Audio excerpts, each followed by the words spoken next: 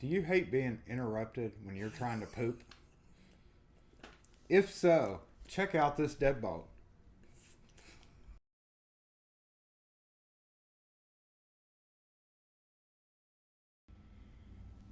So we are going to talk about the Indicator Deadbolt by Falcon, which is an Allegiant product.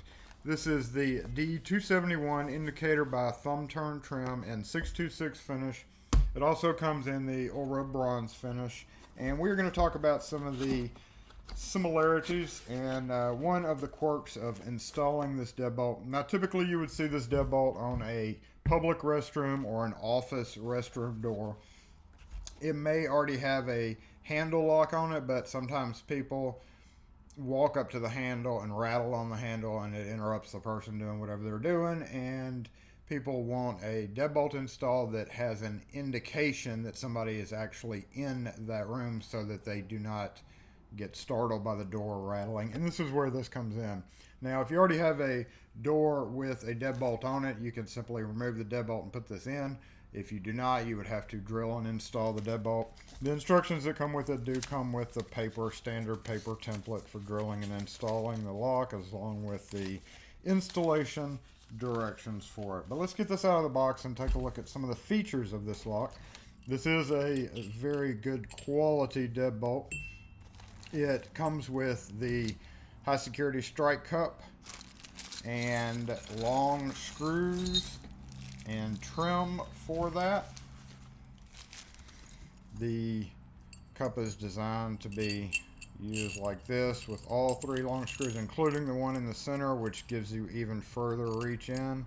And then you come in with your trim plate on top and attach it with the shorter screws. So this would be your ideal heavier duty installation. Some installs, if it's just for privacy and not privacy / security, you could just use, of course, your standard strike plate like this. However, with the product, it comes with all these parts. So ideally you would install all these parts, unless you have a metal frame, of course. So when we take it out, we have the thumb turn mechanism. We have the indicator wrapped up in foam to protect it, and a sticker on the front that tells us to install the indicator with the vacant position centered. And we take the sticker off so we can see what that means. And if you see, we have vacant. And if you turn this, turns it to in use. That way, from a distance, if somebody is walking up to the door, they know whether somebody is in there or not. When we take the latch out, it also comes with an emergency bypass key, which we'll talk about in just a minute. And with the standard packaging, has the standard Schlage style cardboard or fiberboard pocket to protect it from being crushed when it's in storage and transit on stock shelves or in your vehicle. Now I'm going to go ahead and pull out this Schlage deadbolt as well. You notice the box is very similar. It's same exact type lock, but I'm going to pull out the latch because we're going to talk about the differences in the latch. The D271, I'm not sure what this plastic thing here is for, but I guess that is probably just an extra stabilization guide. But if we look at the latches side by side, the one out of the Schlage regular deadbolt is pretty much identical. It could be used the same. This one is the round corner latch, but if we look, this is one of the little issues that you run into when you're actually switching deadbolts.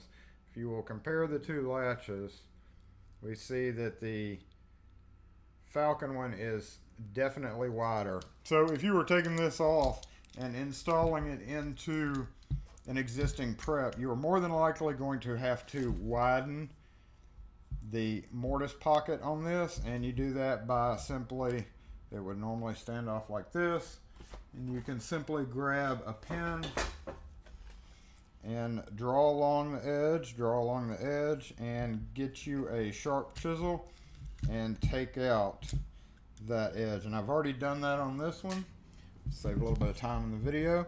To adjust it, and it's also a square corner, and that also makes it easier to change. If you have a round corner latch, it's much easier to chisel out for square corner. To adjust it for 2 3/8 to 2 3/4, you simply twist the bolt.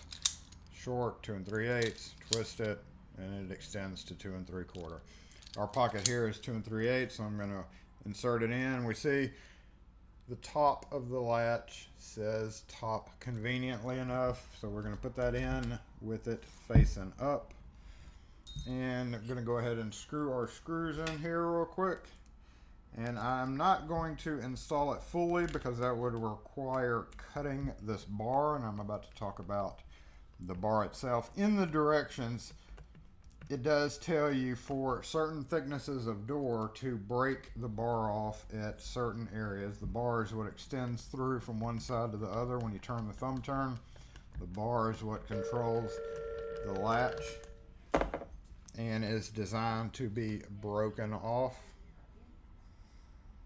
to dependent on whatever thickness the door is. But if you look into the directions, I advise not to follow the directions to measure that and just kind of do that at the door that you're on.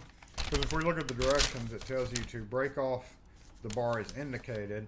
This is the thicknesses of the doors that you would be on. We have 2 1/4, 2 inch, 1 7/8, 1 5/8. Do we see something missing here? Yes, 1 3/4, the most standard thickness door in the US and probably many other places, is completely missing from this. So presumably you would have to cut it directly in the middle. You could probably get away with either 1 7/8 or 1 5/8. However, there is one little idiosyncrasy to this lock after it's installed. If you cut that bar too short, it will slip out of this and will turn the latch, and then it'll get caught up in this weird kind of crazy position where it does not work at all. So you want to be very careful with your measurements, and you do that, and we'll go ahead and just kind of put this on. Let's move this just a bit closer. I've got the latch installed, and we're going to throw out the actual latch itself, I believe. And as the sticker that I took off said, you want to make sure it is turned to the vacant position. So we're going to turn that to vacant. And since it is vacant, we're going to retract the latch. We don't want the latch extended because that means it would be not vacant. So this is installed with the latch not out. And I'm going to just set that here.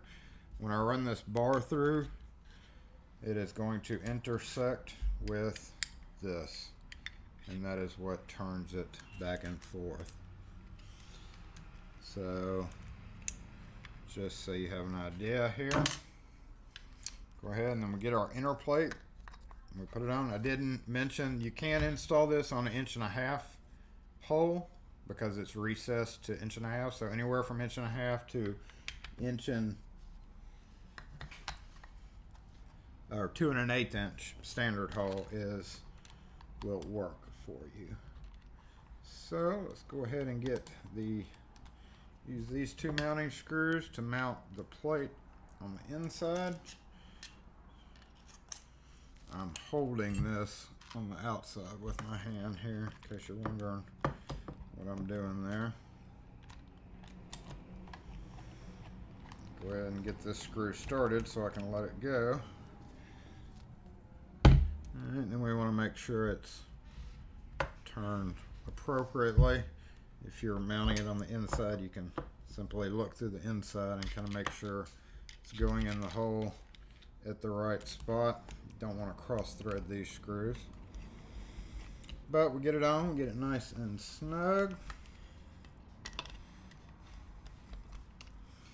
And at that point, we take our bar and we run it through. It will only go through pretty much the one way. And we're going to push it until it stops, and you can try it at this point just by turning the bar.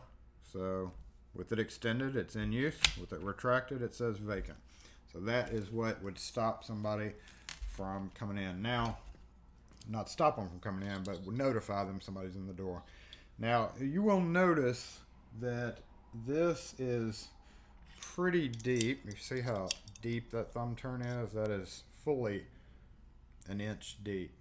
So if you cut this too short and it's allowed to slide in and out, it has the possibility of throwing it and then scooting out, right? If there was room in behind this, if it was too short and it was allowed to come out, it would throw the bolt back, but you would still be in use right here. So that can throw the timing of the whole lock off, and you don't want to do that. So as we mentioned, we're going to put that back in with the serrations out. Now, according to the book right there, or the directions, it says to break it at about this point, and that would be for the 1 7/8 door, and that would probably fit, because we see if we took these two notches off, this to there, and this also does recess into this hole a little bit, so there is a little bit of leeway right there. But once you have it broken at the right length and your thumb turn on, you would simply get the other two tiny screws that come with the lock in its own little separate bag. These two tiny screws, and they simply just hold on this interior thumb turn portion. So that is it. Like I said, I'm not going to fully install this because I don't want to break this bar. 9 times out of 10, I'll be putting it on an 1 3/4 door. But as soon as I say that and break the bar, I'll have a 2-inch door to put it on. So I don't want to ruin this particular product for my own use. But anyway, that is it on the indicator deadbolt by Falcon. The emergency key, say it's in use, somebody's in there, we just get our emergency key, walk up to it, put it in there, and turn it to unlock it. Now you notice the emergency does not come out when you have bypassed it like that, so you would have to relock it with the emergency key, take it out, and then reach inside and unlock it to reset it completely for use. So that is it. As always, if you have any questions or comments on the indicator deadbolt by Falcon, feel free to leave them in the comment section. Thanks for watching, guys. Y'all have a great day.